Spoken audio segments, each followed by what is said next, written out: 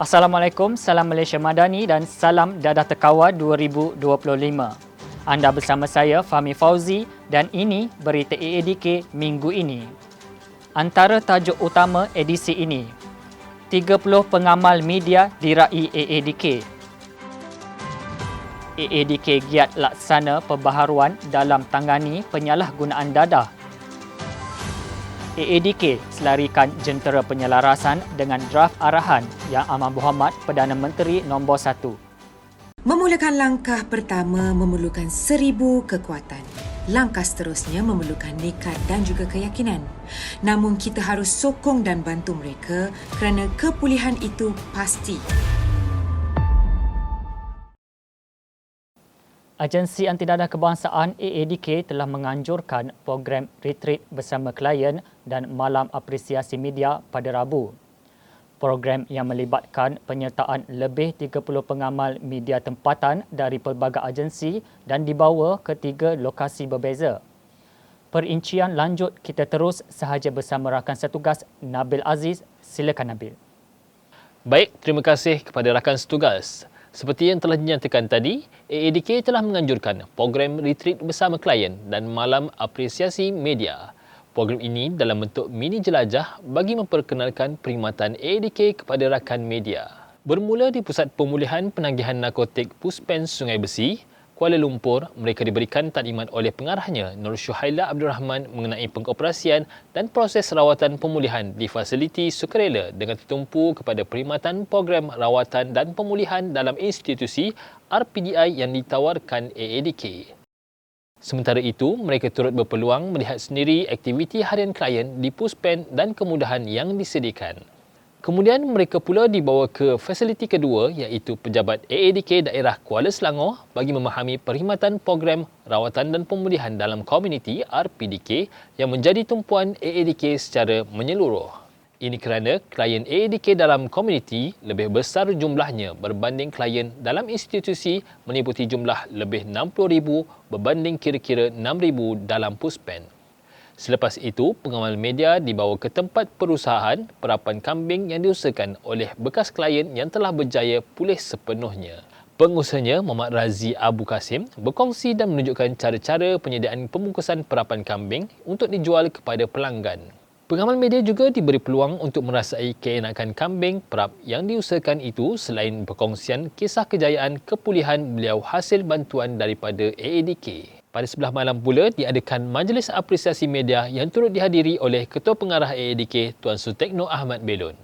Ketua Pengarah AADK sempat beramah mesra bersama pengamal media selain turut menyampaikan sesi Pocket Talk bertajuk Bendung Penagihan Tingkat Kepulihan. Saya kira itu sahaja yang boleh dikongsi berkenaan program tersebut. Untuk perincian lanjut, boleh layari laman web rasmi AADK atau semua platform sosial media AADK. Kembali kepada rakan setugas.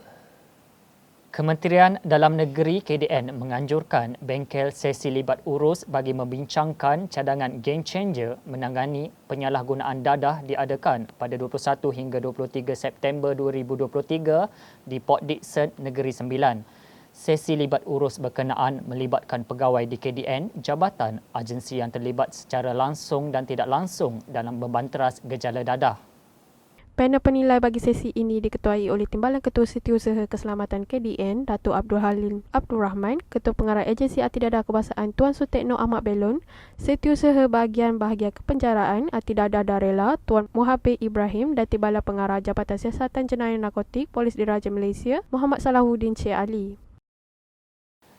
Agensi Antidadah Kebangsaan AADK telah mengadakan bengkel pemurnian cadangan pindaan dan pengemaskinian arahan Yang Amat Berhormat Perdana Menteri nombor 1 tahun 2004 selama 3 hari bermula 18 September 2023 bertempat di Port Dickson, Negeri Sembilan. Tujuan bengkel dilaksanakan adalah untuk menambah baik pelaksanaan jentera penyelarasan agar selari dengan perkembangan semasa dan mendapatkan persetujuan kementerian atau jabatan ke atas cadangan draft arahan Yang Amat Berhormat Perdana Menteri nombor 1 tahun 2004. Seramai 48 orang pegawai dari pelbagai kementerian atau jabatan berkaitan terlibat bagi sesi kali ini. Pada bengkel tersebut, Timbalan Ketua Pengarah Pengurusan AADK Puan Syobah Jamil turut menyampaikan ucap pertama dan mengucapkan terima kasih atas komitmen dan kerjasama kepada kementerian atau jabatan terlibat. Hadir sama pada bengkel ialah Timbalan Ketua Pengarah Operasi Jabatan Perpaduan Negara dan Integrasi Nasional Zulkifli Hashim dan Pengarah Bahagian Pencegahan AADK Zainuddin Abdullah. AADK Daerah Kuala Langat tingkat peranan keluarga dalam membendung gejala penagihan. Klien AADK penuhi tuntutan fardu kifayah. Paparannya menyusul selepas ini. Tiada jalan mudah untuk berjaya dan tiada jalan mudah untuk bahagia. Jadi buang tabiat tidak baik untuk berjaya dan bahagia. Buang perangai kita yang ingin mengambil hati orang. Buang gaya hidup buruk yang tak sihat. Agensi Antidadah Kebangsaan AADK Daerah Kuala Langat telah menganjurkan program Keluarga Resilient Siri 1 dan Siri 2 yang telah berlangsung sejak Sabtu lalu bertempat di Hotel Seri Malaysia, Bagan Lalang, Sepang, Selangor. Program ini melibatkan 14 buah keluarga terdiri daripada kalangan ibu dan anak dari pelbagai latar belakang di mana peserta majoriti tinggal di kawasan berisiko. Sebanyak 11 modul pembentukan keluarga resilient dibentangkan dan disempurnakan melalui pembentukan kumpulan gabungan antara ibu dan anak dan kumpulan asing di mana ibu dan anak dipisahkan. Sesi pembelajaran selama 4 hari ini dijalankan dalam bentuk latihan dalam kumpulan LDK, sesi penerangan, pembentangan dan merekod latihan seperti buku laporan yang disediakan. Hadir sama merasmikan majlis perasmian penutup, penolong pengarah rawatan dan pemulihan Agensi Antidadah Kebangsaan Negeri Selangor, Tuan Rosdan bin Harun. Masyarakat mempunyai tanggungjawab fardu kifayah dan salah satunya adalah pengurusan jenazah. Memahami konsep dan amali dalam menguruskan jenazah memerlukan ilmu pengetahuan dan kemahiran yang betul. Oleh itu, AADK Kuala Selangor telah bekerjasama dengan pengurusan Masjid Raja Lumu melaksanakan kursus pengurusan jenazah tahun 2023 buat klien-klien AADK. Kursus itu yang turut dibimbing oleh Ustaz Muhammad Zainuddin bin Abu Bakar dalam ilmu secara teori dan praktikal yang jelas serta mudah difahami oleh semua klien. Ustaz Muhammad Zainuddin juga memberikan suntikan motivasi secara tidak langsung buat semua klien dan usaha memperbaiki diri dan berusaha untuk menjadi lebih baik di sisi Allah Subhanahu Wa Taala. Sebelum AADK TV melabuhkan tirai, jangan lupa dapatkan produk sokong kepulihan untuk anda suka bagi menyokong kepulihan klien AADK. Agensi Antidadah Kebangsaan AADK telah mengeluarkan produk hasil daripada klien dalam Pusat Pemulihan Penagihan Narkotik Puspen. Antara produk yang mula dipasarkan adalah Tat Nanas Titigol, Tat Rosel Titigol, Jus Nanas Titigol, Kek Nanas Titigol dan Kopi Agenda.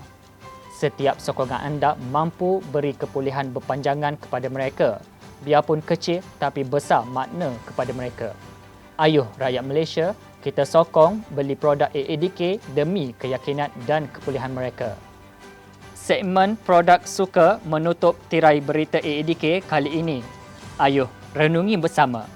AADK menganggarkan lebih sejuta rakyat Malaysia terlibat dengan aktiviti penagihan dadah dan daripada jumlah itu, kebanyakan golongan yang terlibat dengan gejala dadah adalah golongan belia yang berumur 15 hingga 29 tahun.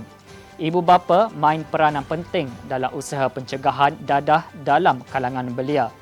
Ayuh, kita laksana pencegahan awal bermula dari rumah. Usah sembunyi, beritahu kepada kami. Kami sedia membantu untuk merawat pulih. Terus ikuti AADK TV dengan subscribe dan like di saluran YouTube AADK TV. Salam hormat, Assalamualaikum dan jumpa lagi. Modul Biopsychosocial Spiritual melalui model iPulih AADK digunakan bagi merawat pulih klien yang terjebak dengan penagihan dadah turut merangkumi komponen latihan kemahiran dan vocational. Komponen berkenaan dilaksanakan untuk kestabilan dan menyokong perubahan individu daripada aspek kognitif, psikologi dan emosi klien serta menjadi teras pemulihan kepada klien untuk kekal pulih.